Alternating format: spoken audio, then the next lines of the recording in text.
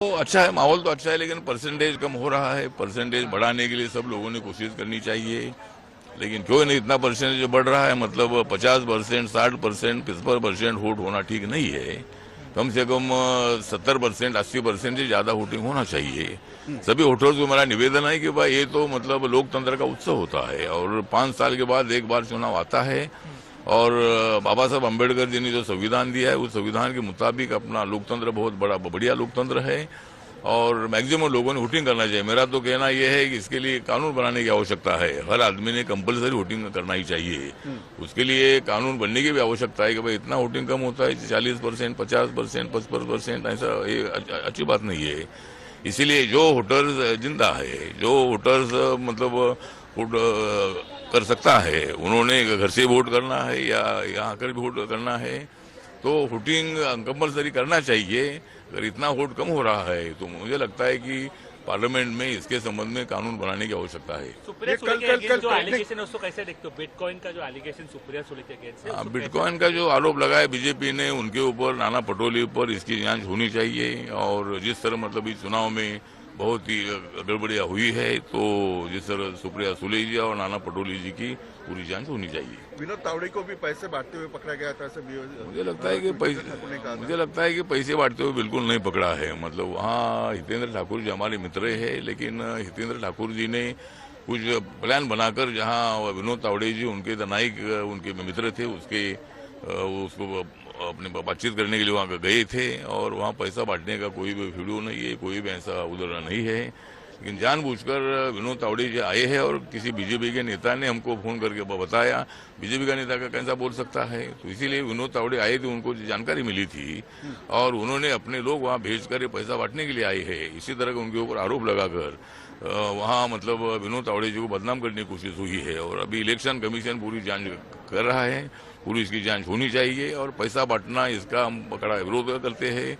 लोगों ने अपने दिल से वोटिंग करना चाहिए, पैसा लेकर वोटिंग नहीं करना चाहिए। और इसीलिए वोट जिहाद है, वोट जिहाद कर रहे हैं। नोट जिहाद का जो है शब्द नहीं, ठीक है कि नहीं, उनका कहना है ना नोट जिहाद का है ना नोट जिहाद है, वोट जिहाद है। जिहाद का विषय नहीं है। मुझे लगता है कि आरोप तो लगाने के लिए माननीय उद्धव ठाकरे जी और महाविकास आघाड़ी तैयारी रहती है, लेकिन इसकी पूरी जांच होनी चाहिए। मतलब पैसा बांटना है तो विनोद तावड़े क्यों जाएगी? वो ऑल इंडिया की जनरल सेक्रेटरी है।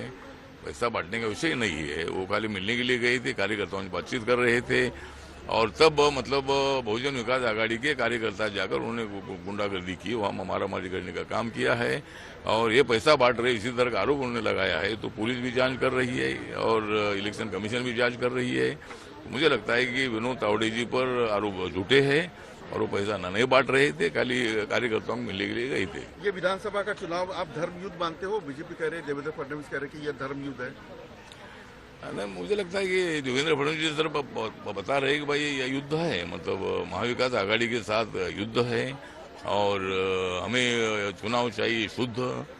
और ये महाविकास आघाड़ी के साथ है हमारा युद्ध। मतलब ये युद्ध हमारा जरूर है, लेकिन इस चुनाव में हम जीतेंगे। अच्छी सीटों को लेकर हम जीतेंगे, जनता हमारे साथ है, तो डरने की क्या बात है? क्या मुद्दे रहेंगे? आप एक्सपेक्ट कर रहे हैं महायुति के? क्या मुद्दे रहेंगे? किस मुद्दे के ऊपर? मुद्दे तो रहे। अभी हमने काफी महाराष्ट्र का विकास किया है, महाराष्ट्र के स्लम में रहने वाले लोगों के लिए भी सुविधा दी है, मुंबई का डेवलपमेंट अच्छा किया है, महाराष्ट्र के लिए 10 लाख करोड़ से ज्यादा पैसा केंद्र ने दे दिया है और अनेक प्रश्न है। अभी इतना मैं बताना नहीं चाहता हूँ, लेकिन जनता हमारे साथ। लोकसभा में जो नेरेटिव था संविधान बदलने का, वो क्या मिट चुका है, खत्म हुआ है? मुझे लगता है कि संविधान बदलने का विषय जो है ये जानबूझकर झूठा आरोप लगाकर मतलब संविधान बदलने की भाषा कर रहे थे, लेकिन संविधान बदला नहीं जाएगा, लोगों को मालूम हो गया है और अभी लोग हमारे साथ है। लोकसभा के चुनाव में जरूर लोगों की गलतफहमी हुई थी और संविधान बदल सकता है, इसी तरह की भावना उनके मन में तैयार हुई थी और अपोजिशन ने ब्लैकमेल करके वोटिंग लिया था। लेकिन अभी लोगों के ध्यान में आया है कि बाबा साहब अम्बेडकर जी का संविधान कोई नहीं बदल सकते हैं और इसीलिए अभी ये चुनाव विकास के मुद्दे पर ही होगा, ये संविधान के मुद्दे पर नहीं होगा।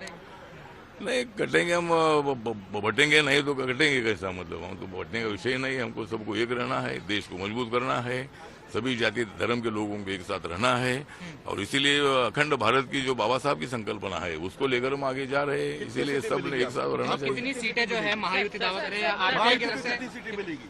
तो महायुति को मुझे विश्वास है कि हमको कम से कम 165 से लेकर 170 तक सीटें पे मिलेगी और हम क्लियर बहुमत से सरकार हमारी बनेगी, मुख्यमंत्री महायुति का बनेगा।